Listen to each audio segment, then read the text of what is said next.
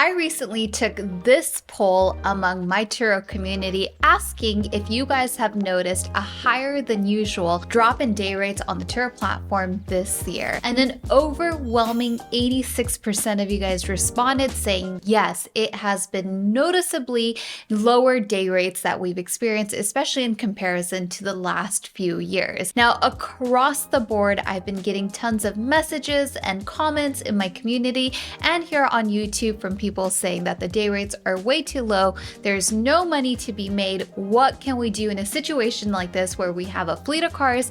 We have to keep them listed on Turo to keep the business going, but we're just not getting the bookings at the day rates that we're looking for. Now, I've been a host on the platform for 8 years, so I've seen tons and tons of patterns take place throughout the years. And in this video, I'm going to go over the one strategy that you can utilize to hopefully help you out, and something I will be exercising myself as well to sort of combat these extremely low day rates and to help us acquire some of these bookings that still exist at better day rates. Now, the strategy that I think that you should really execute on, it, something I'll be doing myself, is really strategically going after locations where we can find our renters. Now, of course, we are in a market that is saturated. We are also facing some headwinds from the economy where things have slowed down and they have brought down those rates.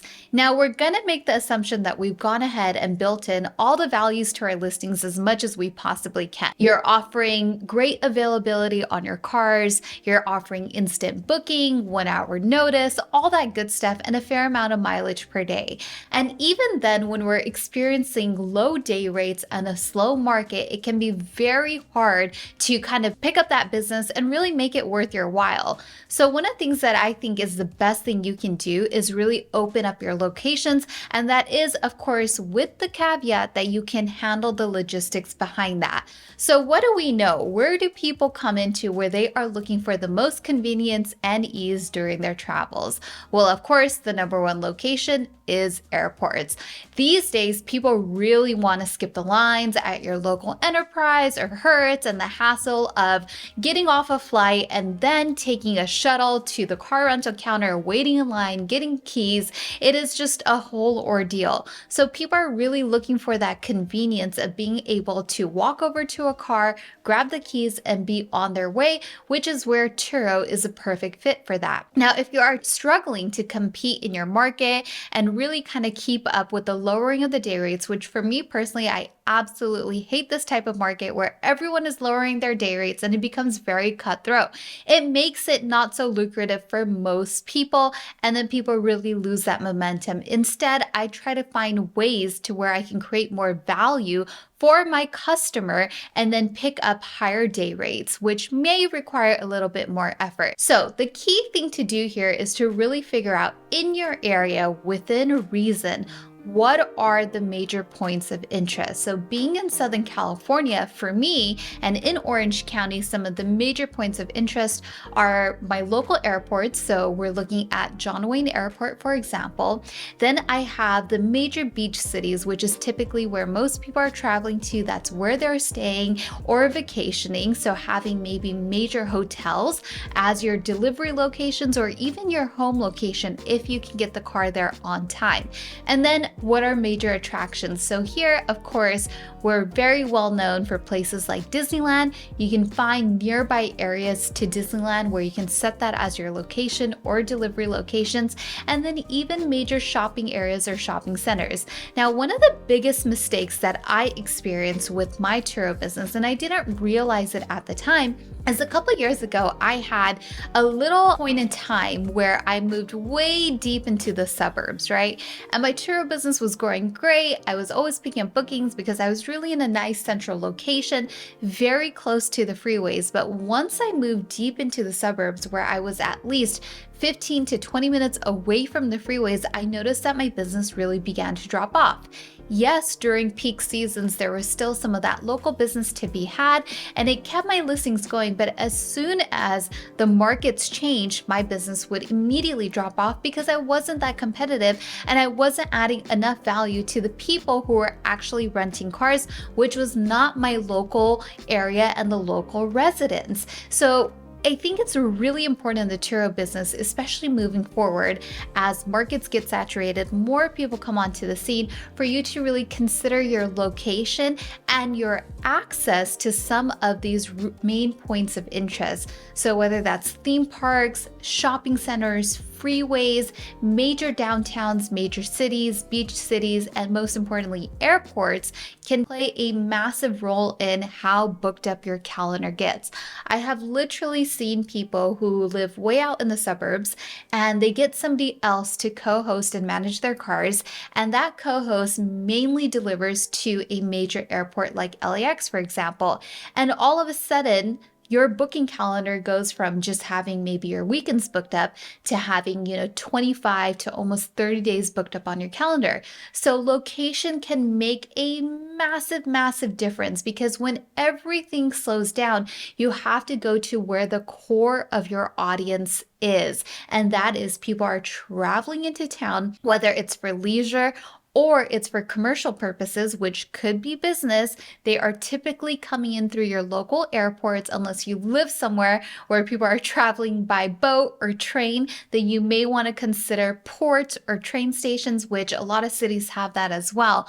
But if you really strategically think about some of these major points of interest and position your listings to either deliver to those areas, and in slower markets, you may have to do that for free or a small delivery fee, or you make that your home location so that you populate really well on the search, meaning you come up on the search, you're placing at the top. That is absolutely going to make a huge difference. So when your listings are slow and you're feeling like, hey, I don't want to lower my day rates, because the more I lower them, the more I attract an audience that I may not want to cater to. And I completely feel you guys, because sometimes that headache is not worth the low day rate just to get your car booked up. I think the better strategy is to try and figure out, can you cater to some of these locations? Can you charge a delivery fee to take care of any Uber rides that you may need? Or can you get a family member to help out, or somebody in your area? If you can figure out these logistics, then having that as a value add, the location will make all the difference in taking your booking calendar from maybe 6, 8, 10 days in a month during slow seasons to 25 days, because you're catering to a major point of interest. So this is the one strategy that I would highly, highly emphasize. Now, we are going into a time where things are going to be very interesting, because we have a few major forces at play. And this is why you're going to want to consider this strategy more and more as time goes on, especially over the next couple years.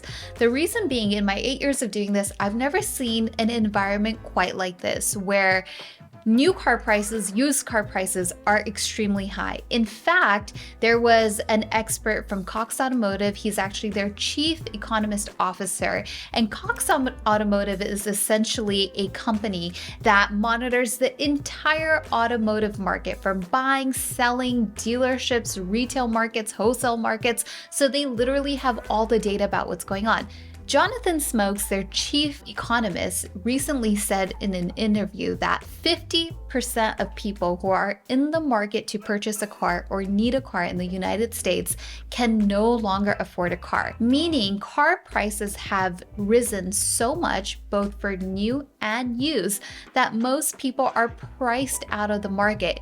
Most households in America, at least 50% of them, can only afford up to a $400 car payment. And because of the high interest rates, plus the high car prices, most people are unable to get into a vehicle. So this is going to kind of create a multi-fold effect, in my opinion. Giving this a lot of thought, what I realized is that, one, I think it is actually going to drive some demand into the Turo market for people looking for long-term rentals on affordable cars, right? They're going to try to stay in that range of $400 per month, maybe $500, and rent a car that can get them from to and from work or whatever their essential activities are throughout the day.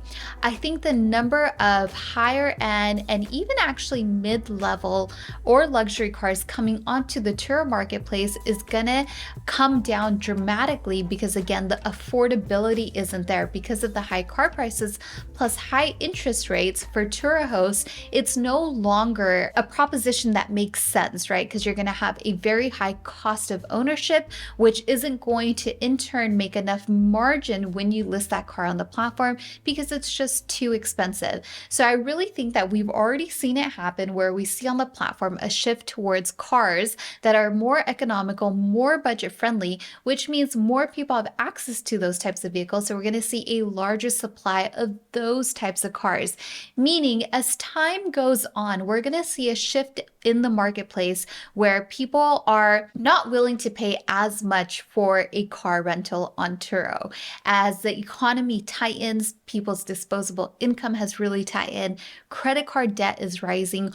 All of these things play a role in it. So if you are listing cars on the platform or you're already running a fleet, really trying to build value into your listing and create an edge for yourself is going to be more important than ever.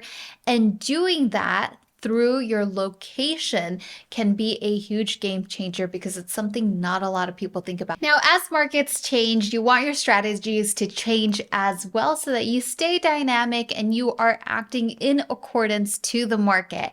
I made this video about the 3 strategies that I quit using, so you can check that out right here and make sure that you always stay in the game.